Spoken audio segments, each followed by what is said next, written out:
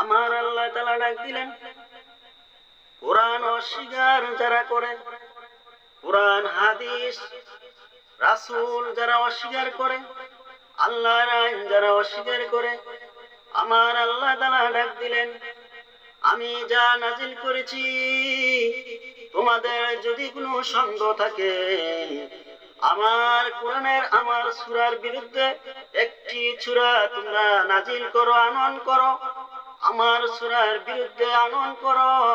তোমরা যদি সত্যবাদী লোক হয়ে থাকো, একটি সূরা আনয়ন করে দেখাও। ইন কুনতুম ফি রাইবিন মিম্মা নাযালনা আলা আবদিনা ফাতু বিসূরাতিন মিন মিসলিহি ওয়াদউ শুহাদাকুম মিন দুনিল্লাহি ইন কুনতুম সাদিকিন। আমি যা নাজিল করেছি তোমরা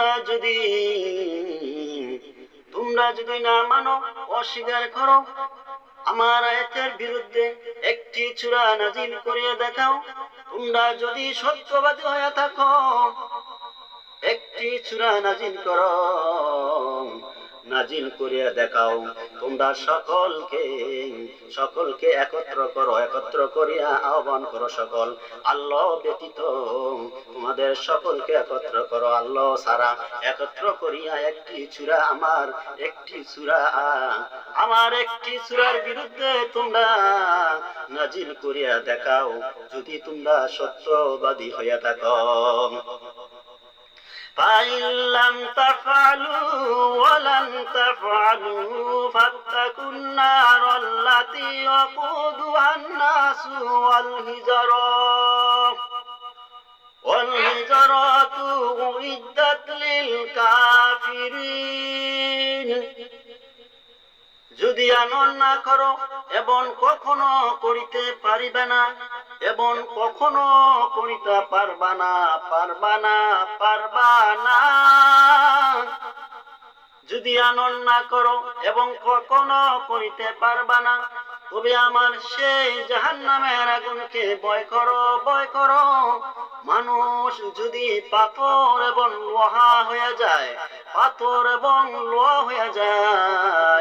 যার ইন্ধন কাফেরদের জন্য প্রস্তুত করা হয়েছে, তা আল্লাহ তাআলা শাস্তি অবশ্যই দিবেন, কোনো সন্দেহ নাই।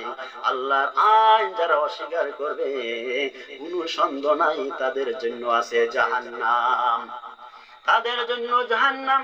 আর তারা জাহান্নামের লার্কি হিসাবে তাদেরকে ব্যবহার করা হবে। তাদের জন্য প্রস্তুত আল্লাহ রাখেছেন জাহান্নাম। এই জন্য আল্লাহর আইন অস্বীকার করা যাবে না, আল্লাহর আইনের বিরুদ্ধে চলা যাবে না।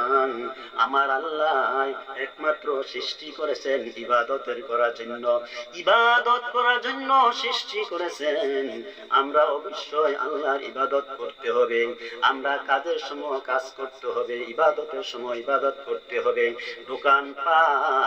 দোকান আমরা ব্যবসা বাণিজ্য, যে সংখ্যা আজান দেওয়া হয়, তখন আমরা আজানের সময় হইলে মসজিদে দৌড়ে যাইতে হবে, নামাজ পড়তে হবে।